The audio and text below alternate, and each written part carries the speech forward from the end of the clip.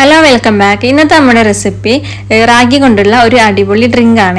ഈ ചൂടത്ത് കുടിക്കാൻ പറ്റിയിട്ടുള്ള ഏറ്റവും നല്ലൊരു ഡ്രിങ്ക് ആണ് കേട്ടോ ഇത്. അപ്പൊ ഇതെങ്ങനെ ഉണ്ടാക്കുന്നത് നമുക്കൊന്ന് നോക്കാം. അതിന് വേണ്ടിയിട്ട് നമ്മൾ ആദ്യം തന്നെ എടുത്തിട്ടുള്ളത് റാഗി തന്നെയാണ്.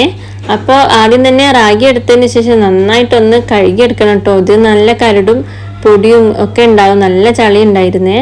അപ്പോൾ ഇത് നന്നായിട്ട് തന്നെ കഴുകിയെടുക്കാം. ഇനിയിപ്പോൾ അതാ കഴുകി എടുത്തിട്ടുള്ള റാഗി നന്നായിട്ട് തന്നെ ഒരു അരമണിക്കൂറെങ്കിലും ഒന്ന് കുതിർത്ത് വെക്കാം കേട്ടോ.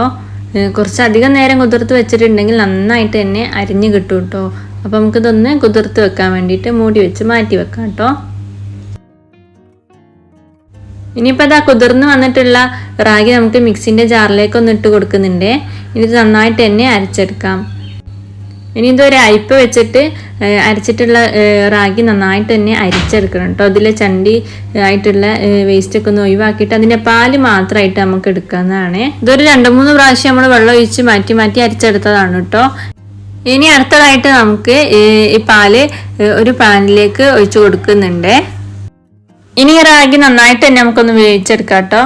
അതിന് തീ കുറച്ചിട്ടിട്ട് നമുക്കിങ്ങനെ ഇളക്കി കൊടുക്കണം കേട്ടോ. ഇളക്കി കൊടുത്തിട്ടില്ല എന്നുണ്ടെങ്കിൽ കട്ടായി പോകും കേട്ടോ. അപ്പോൾ നമുക്കിത് നന്നായിട്ട് തന്നെ ഇളക്കിയെടുത്ത് വേവിച്ചെടുക്കാവുന്നതാണ്.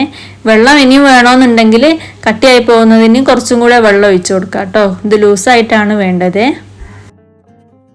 ഇതിലേക്ക് ആവശ്യത്തിനുള്ള മധുരം കൂടെ ചേർത്ത് കൊടുക്കാം കേട്ടോ.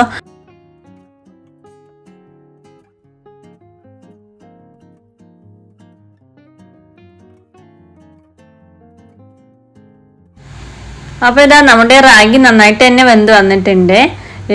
കുറച്ച് നേരം നന്നായിട്ട് തന്നെ തിളച്ച് വെന്ത് വരണം കേട്ടോ. അപ്പോൾ ഇത് പാകമായി വരും. വെള്ളം അധികം ഉണ്ടെങ്കിൽ കുറച്ചും കൂടെ ഒഴിച്ച് കൊടുക്കാം. അല്ലെങ്കിൽ നമ്മൾ മിക്സിയിലിട്ട് അടിക്കുമ്പോൾ കുറച്ചും കൂടെ ഒഴിച്ച് കൊടുത്താൽ മതിയാവും കേട്ടോ. ഇനിയിപ്പോൾ ഇതിലേക്ക് ചേർക്കാൻ വേണ്ടിയിട്ട് നമ്മൾ ഒരു കഷ്ണം ബീട്രൂട്ട് എടുത്തിട്ടുണ്ട്. ഒരു ബീട്രൂട്ടിൻ്റെ പകുതി ചെറിയൊരു പീസാണ് എടുത്തിട്ടുള്ളത്.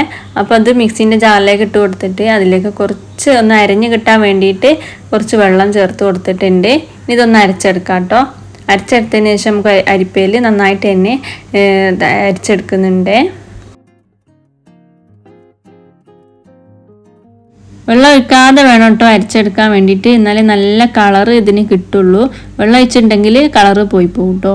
അപ്പോൾ ഇതാ നല്ലൊരു നല്ല കടും കളറായിട്ടുള്ള ഒരു പിങ്ക് കളറ് നമുക്ക് കിട്ടിയിട്ടുണ്ട്. ഇത് നമുക്കൊന്ന് മാറ്റി വെക്കാം.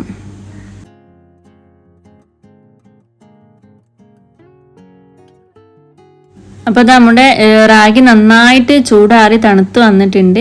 എന്നിട്ട് വേണം കേട്ടോ നമ്മൾ മിക്സിയിൽ ജ്യൂസാക്കി അടിച്ചെടുക്കാൻ വേണ്ടിയിട്ട്. ഇത് മിക്സിൻ്റെ വലിയ ജാറിലേക്ക് ഇട്ടതിന് ശേഷം അതിലേക്ക് നമ്മൾ മാറ്റി വെച്ചിട്ടുള്ള ബീട്രൂട്ടിൻ്റെ ജ്യൂസും കൂടെ ഒഴിച്ച് കൊടുക്കുന്നുണ്ട്. പിന്നെ ഇതിലേക്ക് നമുക്ക് ആവശ്യമായിട്ടുള്ളത് വാനില എസൻസ് ആണ് കേട്ടോ. ഈ ഒരു പച്ച ചോയ വിട്ട് വേറൊരു ടേസ്റ്റ് കിട്ടാൻ വേണ്ടിയിട്ടാണ് കേട്ടോ നമ്മൾ വാനില എസൻസ് ചേർക്കുന്നത്. ഇനിയിപ്പോൾ അതിലേക്ക് ചേർക്കുന്നത് ആവശ്യത്തിനുള്ള മധുരത്തിനുള്ള പഞ്ചസാരയാണ് കേട്ടോ. കുറച്ച് നേരത്തെ ചേർത്തിട്ടുണ്ടായിരുന്നു. അപ്പോൾ കുറച്ചും കൂടെ നമുക്ക് ചേർക്കാം. മധുരം നന്നായിട്ടുണ്ടെങ്കിൽ നല്ല ടേസ്റ്റ് ഉണ്ടാവുകയെ. നിങ്ങൾക്ക് വേണമെങ്കിൽ ശർക്കര വേണമെങ്കിൽ ചേർക്കാം കേട്ടോ. ഓരോരുത്തരുടെ ഇഷ്ടം പോലെ ചേർക്കാവുന്നതാണ്. അപ്പോൾ ഞാനിതാ പഞ്ചസാര നന്നായിട്ട് തന്നെ ചേർക്കുന്നുണ്ട്. ഇനി ഇതിലേക്ക് കുറച്ച് തണുത്ത വെള്ളം കൂടെ ചേർക്കുന്നുണ്ട്. ശേഷം അത് നന്നായിട്ട് തന്നെ അരച്ചെടുത്തിട്ടുണ്ടെങ്കിൽ നമ്മുടെ ജ്യൂസ് റെഡി ആയിട്ടുണ്ട് കേട്ടോ. നന്നായിട്ട് തന്നെ എല്ലാം മിക്സ് ആവുന്നത് വരെ ഒന്ന് അരച്ചെടുക്കാം. അപ്പോൾ നമ്മുടെ ജ്യൂസ് ഇവിടെ റെഡി ആവും. അപ്പോൾ ഇതാ നല്ല ടേസ്റ്റി ആയിട്ടുള്ള ജ്യൂസാണ് കേട്ടത്. ഇതിൽ കുറച്ച് ഐസ് ക്യൂബ്സും കുറച്ച് നാരങ്ങ മുറിച്ചതും കുറച്ച് പുതിനയും കൂടെ ചേർത്തതിന് ശേഷം സെർവ് ചെയ്താൽ നല്ലൊരു ടേസ്റ്റ് ഇതിന് കിട്ടും കേട്ടോ. അപ്പോൾ ഇത് എന്തായിട്ടും എല്ലാവരും ഒന്ന് ട്രൈ ചെയ്ത് നോക്കണേ. നല്ലൊരു ഡ്രിങ്കാണ്, കുടിക്കാൻ വേണ്ടിയിട്ട് നല്ലൊരു സുഖമുള്ള ഡ്രിങ്കാണ് കേട്ടോ. അപ്പോൾ അടുത്ത വീഡിയോ ആയിട്ട് ഞാൻ വീണ്ടും വരുന്നതാണ്.